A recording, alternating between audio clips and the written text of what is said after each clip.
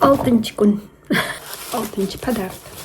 Mana shu eng kattalaridan birinchi ochib tashlaymiz. Mana men buni ochar ekanman. Sizlarga Qur'onni yana bir mo'jizalaridan aytib o'taman. Sura Al-Anbiyada 21-sura 30-oyatda yer bilan osmonni tutashligi haqida gapirilgan.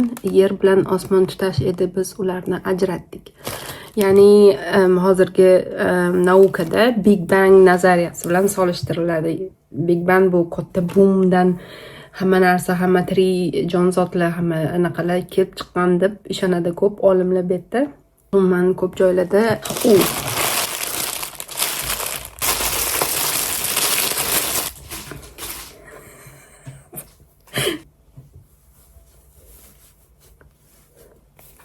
Lorampaga hozir sog'lam tashib kelaman. Qaysi bir sura bismillah so'zi bilan boshlanmagan? Hammaga salom. Ramazonning 6-kuni. Sovg'alar, faktlar, savollar.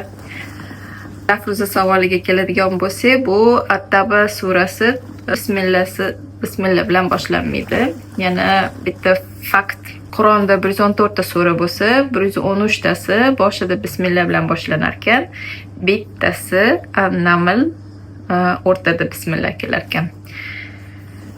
Mani savolim, mani padarkam, mani savolim, islomda bilasizlar, 5 ta ustun bor: haj, namoz, zakot, ro'za, iymon keltirish. Ro'za nechinchi ustun? Kommentariyada yozib qoldiringlar.